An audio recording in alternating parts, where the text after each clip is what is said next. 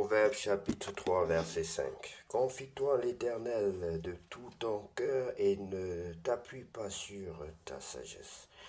Proverbe 3 verset 5.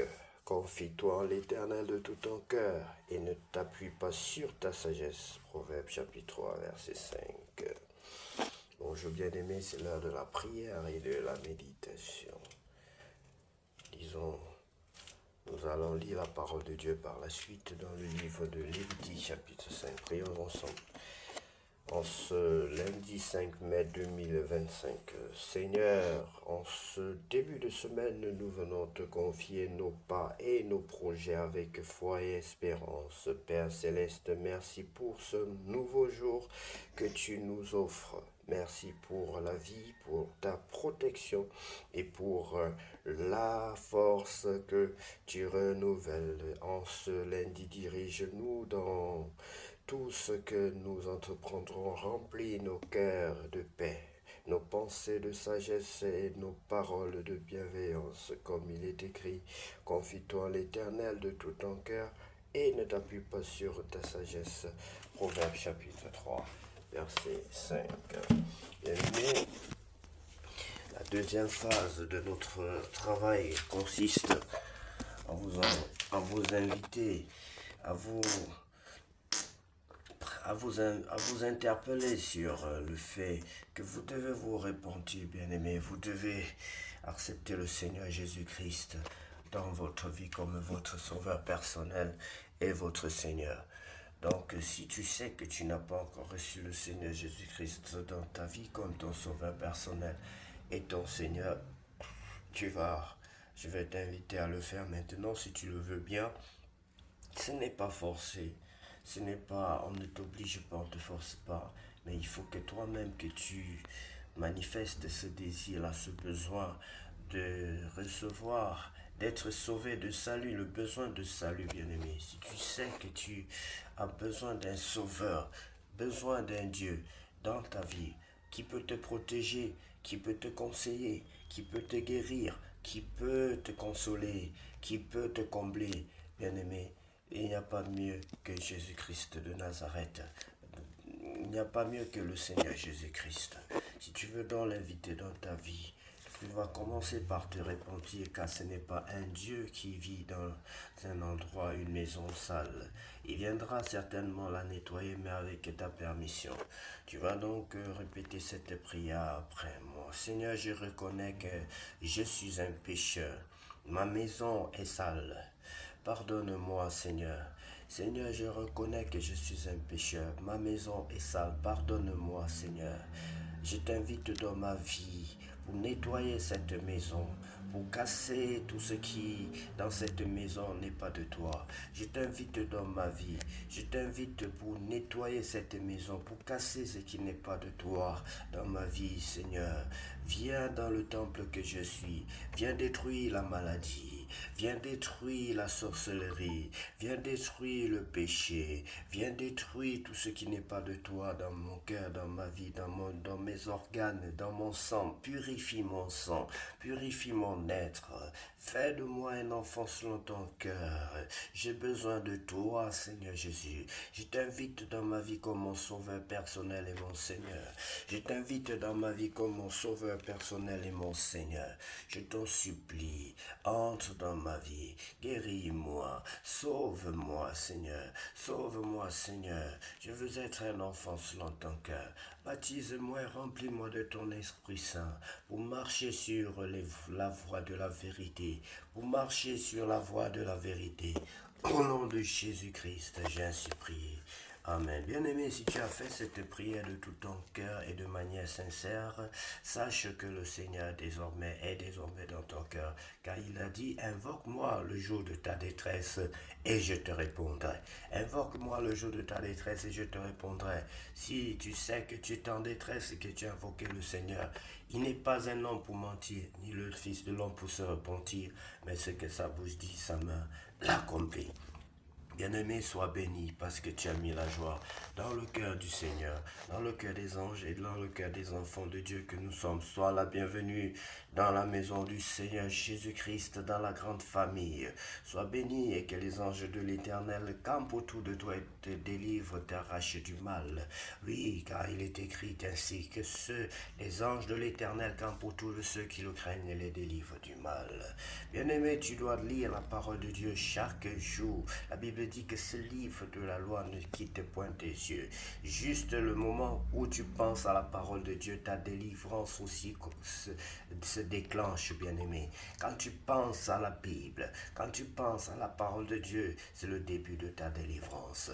Lorsque tu t'approches de la Bible, ta délivrance aussi est en cours. Lorsque tu saisis la Bible, le diable est par terre. Lorsque tu commences à la lire, bien-aimé, tes ennemis sont terrassés. Tes ennemis sont terrassés. Juste le fait de tenir la parole de Dieu et de la lire, consciemment ou inconsciemment, tu es en train de détruire quelque chose dans le camp de l'ennemi, bien-aimé. Lisons la parole de Dieu dans le livre de Lévitique, chapitre 5.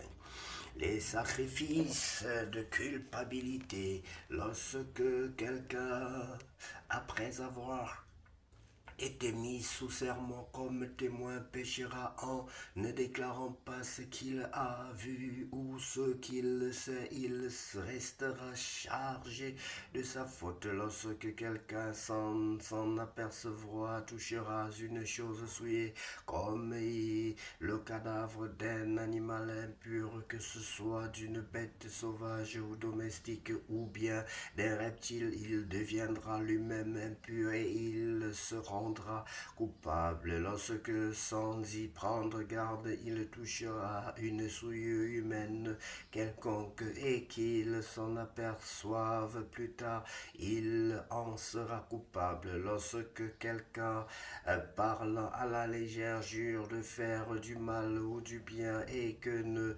l'ayant pas remarqué d'abord, il s'en aperçoive plus tard, il en sera coupable. Celui donc qui se rendra coupable de l'une de ces choses fera l'aveu de son péché, puis il offrira en sacrifice de culpabilité à l'Éternel pour le péché qu'il a commis une femelle de menu bétail, une brebis ou une chèvre comme victime expiatoire, et le sacrificateur fera pour lui l'expiation de son péché. S'il n'a pas de quoi se procurer une brebis ou une chèvre, il offrira en sacrifice de culpabilité à l'Éternel pour son péché de tourterelle ou de jeune pigeon, l'un comme victime expiatoire, l'autre comme holocauste. Il les apportera au sacrificateur qui sacrifiera d'abord celui qui doit servir de victime expiatoire. Le sacrificateur lui ouvrira la tête avec l'ongle près de la nuque sans la séparer. Il fera sur un côté de l'autel l'aspersion du sang de la victime expiatoire et le reste du sang sera exprimé au pied de l'autel. C'est un sacrifice d'expiation. Il fera de l'autel oiseau, un holocauste d'après les règles établies. C'est ainsi que le sacrificateur fera pour cet homme l'expiation du péché qu'il a commis et il lui sera pardonné. S'il n'a pas de quoi se procurer de tourterelles ou de jeunes pigeons, il apportera en offrande pour son péché un dixième des de fleurs de farine comme offrande d'expiation. Il ne mettra point d'huile dessus et il n'y ajoutera point d'encens, car c'est une offrande d'expiation. Il l'apportera au sacrificateur et le sacrificateur en prendra une poignée comme souvenir et il la brûlera sur l'autel comme les offrandes consumées par le feu devant l'Éternel. C'est une offrande d'expiation. C'est ainsi que le sacrificateur sacrificateur fera pour cet homme l'expiation du péché qu'il a commis à l'égard de l'une de ces choses et il lui sera pardonné. Ce qui restera de l'offrande sera pour le sacrificateur comme dans l'offrande en don. L'Éternel parla à Moïse et dit, lorsque quelqu'un commettra une infidélité et péchera involontairement à l'égard des choses consacrées à l'Éternel, il offrira en sacrifice de culpabilité à l'Éternel pour son péché un bélier sans défaut pris du troupeau d'après ton estimation en cycle d'argent selon le cycle du sanctuaire. Il donnera en y ajoutant un cinquième la valeur de la chose dont il a frustré le sanctuaire et il la remettra au sacrificateur et le sacrificateur fera pour lui l'expiation avec le bélier offert en sacrifice de culpabilité, il lui sera pardonné. Lorsque quelqu'un péchera en faisant sans le savoir contre l'un des commandements de l'Éternel, des choses qui ne doivent point se faire, il se rendra coupable et sera chargé de sa faute. Il présentera au sacrificateur en sacrifice de culpabilité un bélier sans défaut pris du troupeau d'après ton estimation et le sacrificateur fera pour lui l'expiation de la faute qu'il a commise sans le savoir et il lui sera pardonné. C'est un sacrifice de culpabilité. Cet homme s'était rendu coupable envers l'Éternel. L'Éternel parla à Moïse et dit, lorsque quelqu'un péchera et commettra une infidélité envers l'Éternel en mentant à son prochain au sujet d'un dépôt d'un objet confié à sa garde d'une chose volée ou soustraite par fraude, en niant avoir trouvé une chose perdue ou en faisant un faux serment sur une chose quelconque de nature à constituer un péché. Lorsqu'il péchera ainsi et se rendra coupable, il restituera la chose qu'il a volée ou soustraite par fraude, la chose qui lui avait été confiée en dépôt, la chose perdue qu'il a trouvée, ou la chose quelconque sur laquelle il a fait un faux serment. Il la restituera en son entier et ajoutera un cinquième et la remettra à son propriétaire le jour même où il offrira son sacrifice de culpabilité. Il présentera au sacrificateur en sacrifice de culpabilité à l'Éternel pour son péché un bélier sans défaut pris du taureau d'après ton estimation. Et le sacrificateur fera pour lui l'expiation devant l'Éternel et il lui sera pardonné, quelle que soit la faute dont il se sera rendu coupable. Quelle que soit la faute dont il se sera rendu coupable. Bien-aimé, voyez que par le passé, dans l'Ancien Testament, lorsque tu avais péché, tu devais offrir quelque chose. Soit une tourterelle, soit un bélier, soit un bœuf pour ton péché. Imaginons que nous péchons plusieurs fois par jour. Comment faire pour enlever tous ces péchés, bien-aimés? Heureusement que Jésus-Christ, par sa grâce, a donné son sang. Celui qui croit au sang de Jésus-Christ, qui demande pardon, le sang de Jésus-Christ te couvre, lave d'ailleurs tout ton péché et te rend pur devant Dieu. Dieu ne s'approche pas du pécheur et lorsque tu pèches, tu es comme une personne qui a attiré la malédiction sur elle. Et pour chasser cette malédiction, il faut se purifier. Et ainsi le peuple de Dieu dans l'Ancien Testament devait se purifier certainement plusieurs fois par jour. C'était pas facile. Il fallait dépenser de son argent.